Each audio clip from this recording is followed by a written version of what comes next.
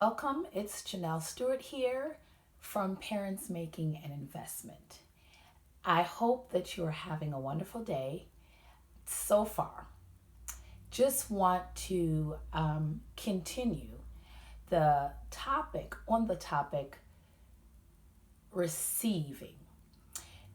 If you heard my last video, I did state that I'll be doing a small, minute series on receive. And so today I wanted to talk about receiving help. And sometimes, the honest truth is, as parents, it's hard for us to do that as time. As adults, it's hard for us to do that as time, even without being a parent, too, sometimes. And it's because we've come to this place of independence, which is not a bad thing. It is actually good that we are more independent than we were when we were younger. But at the same time, too, I just want to talk about how receiving has many ways and many forms. And one of it is help. And God will bring people along to one, like I said, to give gifts. And so our responsibility then is to receive, to be the receptor and to receive those gifts. And so also at the next thing is receiving help. And I just want to share a story with you, just to pinpoint and to kind of make my point. So when I was, a single parent, I remember having to do a lot of things on my own, and it stretched me. It was uncomfortable, and it was growing pains, and it just really stretched me a whole lot because I had to think for myself as an individual and then also care for someone else at the same time. And so there was a lot of stretching and growing that happened. And so I had to make a lot of choices that were not temporary because of my situation, but more permanent. So I had to make a lot of permanent decisions based on right then and there that I know that has impacted our future and my child's future. But it has caused me to become to a place where I'm independent. And so there's times where, you want the help, you need the help, but because you've gotten so used to doing it for so long by yourself, sometimes it is hard to receive help. And so when there's times where you can easily, like even when, people ask you for help, you would automatically, without thinking, because you've been in that mental independent mode for so long that you say, oh no, I got this. Oh, I'm good. Thank you. And we're so boxed in and we're so focused, which is not a bad thing, but we are focused on getting it done and focus driven on what we're trying to accomplish. But we don't want to miss the fact that we're asking God for help and He's sending us help. And so because we're so independent and we're focus driven that we don't receive the help, because He brings these, and God brings and speak to us in different ways, and He bring help to us and people to help us along our path and along our journey. And so we have to sometimes just embrace it. And even though you know that you can do it by yourself, you can, with the small things that people are asking you sometimes, the little minute things, you know that you really don't need help with that. But it's okay. It's okay to receive help, especially around this time of the year where you might have people in and out of your home and stuff like that, and they're sitting there and they just want to make themselves useful. So they'll come and say, is there anything I can help you do? And our first inclination a lot of time is like, oh no, I'm good. Take the help. Okay? Because when your back start hurting, your feet hurting at the end of the day, and you just tired and frustrated and overwhelmed now you're going to feel the brunt of, telling everybody that you can do it yourself. And so take the help, receive help in this season.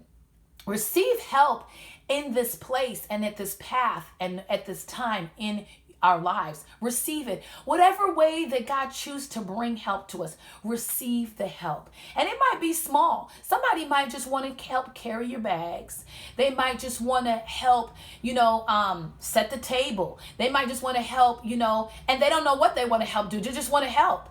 And so at that moment, hone in on those opportunities to receive help, because it is a blessing. It's a blessing to you. It's a blessing to myself. And so what you want to do is then you can point them to what to do. And maybe you feel bad of delegating tasks or telling people what to do, what have you, because you don't usually operate that way, but receive it. Don't see it as like you now have to be telling people what to do, because sometimes I think for me, that's what I used to feel like. This is going to slow me down. For me to stop and to tell you what to do and to tell you how to set the table or where I want this or where I want the decorations to go and everything. It feels like it's slowing me down from what I can do, because now I have to teach you. And I felt that way for a long time. I felt that way even in my classroom. Like, now I have to stop to teach you because you ain't competent, and I have to teach you now what to do. But that's okay. That's also using your gifts and imparting your gift and teaching somebody how to do what you do is a blessing in itself. So receive the help today. And I know sometimes we have in our mind, look, it's easier if I want it done, might as well I do it myself, because the person is not doing it on your time schedule. They're not doing it at your time pace, at your disposal, your timetable, anything. They're doing it probably when they get ready to. So sometimes we say to ourselves, you know what? If I'm going to want this done, I got to do it myself. No, he sends help. And so sometimes we have to pull back, and it doesn't mean that it might get it done and it might get done the way you would want it to be done. But the bottom line is it gets done. And it's sometimes we're asking for God to lift that heavy burden off of us sometimes. And these are the little things in life that are overwhelming us, and he's sending help. And so because we want it in a certain way, we want it done a certain way and everything, we don't receive it. And then we think that there's nobody there. Well, receive the help and let go of the idea that it has to actually be done your way. How about letting the person do it their way, and as long as it get done? And then and you will appreciate the fact that you said yes and that you open yourself to receive the help. So won't you do that today?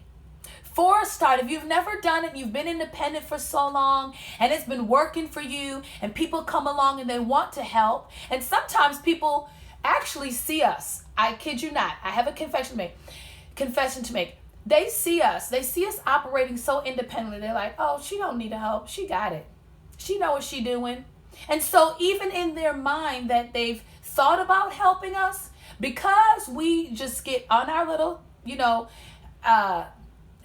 mind or horse to just keep going. People see that and they'll sit around and don't even bother to help, even though they're being prompted to help too.